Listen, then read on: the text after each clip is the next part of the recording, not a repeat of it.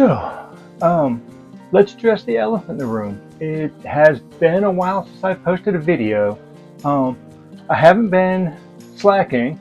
Um, I finished up the physics and I jumped into the walk cycles, and I told you last time that I was a little apprehensive.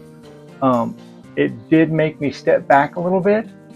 I was doing everything hand-drawn, very much enjoyed doing that. Sketches was able to get through a lot of quick things, rapidly move through some tests.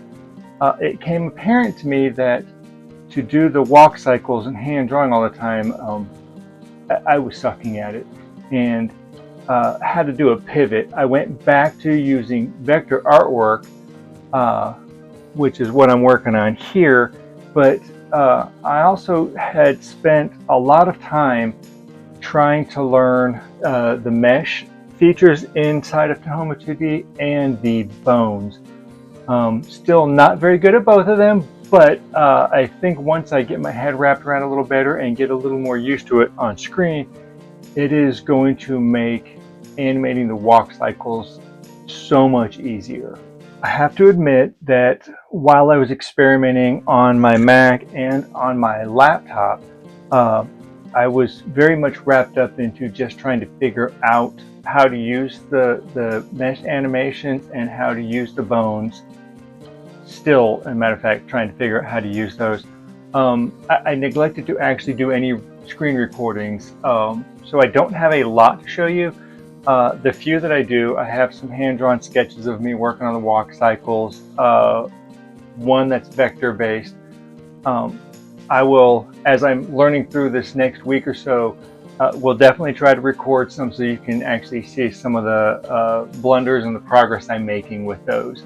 But I don't have a lot to show you. I will try to put some up here or here as I'm talking so you can see some of what I've been working on.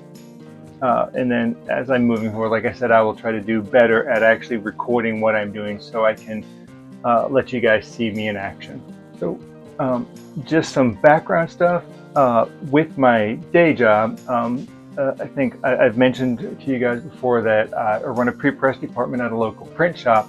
We've been integrating a lot of automation and AI into our workflow. It has gotten my juices flowing here. One thing that I will not do is use AI to do animation. My entire goal on this is to bypass a lot of the slop that we're seeing on the internet and use traditional animation. I'm kind of looking at different styles, but I'm leaning really toward like the golden age, the 70s era of Disney, maybe. Just the sketching look through it, or the UPA styles. More hand-drawn, sketchy. The background's a little more simple. Definitely want to start getting that on the internet, but AI is definitely a part of everything we're doing now. Many of you that know me know that I can babble and ramble on for long periods of time, so I have actually been using AI while I don't feel like I'm scripting here. I actually do get talking points to try to help keep me on track. I tend to use an AI agent. I do a data dump and just throw a lot of ideas at it and let it work with me to try to come up with something that's more of a cohesive structure. I've had numerous chats going on with AI about this studio, some of it business, some of it technical, some of it better creative, a lot of different chats in a lot of different directions. So one of the things I have been doing these last few weeks is consolidating all the information in those chats so I wouldn't lose them, and consolidating them into for lack of better terms, for employees that I can have working for the studio. There are just 4 different chat bots that I can work with for different aspects of the business side of the animation. I've from the very beginning said that I want this to be a business. As I'm trying to grow and learn the artistic side of it, I do have to keep in mind that the eventual goal is to monetize this. And being a studio of one, sometimes I do need a little help, and using AI in that capacity has actually been very helpful to me to help keep me on track, keep me organized.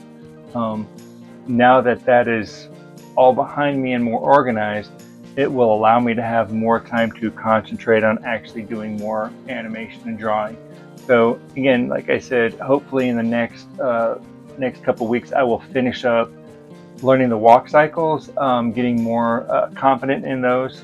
That has been my biggest hurdle, and then I'll be able to move on to a lot of the facial expressions, which is something that I'm really excited about. So hopefully I'll get through the walk cycles really quickly next week. Hopefully I'll be able to show you a lot more examples of that, and then we can move on to some more fun stuff, and I will then share with you some of my midterm and long-term goals, and let you know what the one of my AI chatbots, its personality is very intentional to keep me on track and to fuss at me if I'm not on schedule.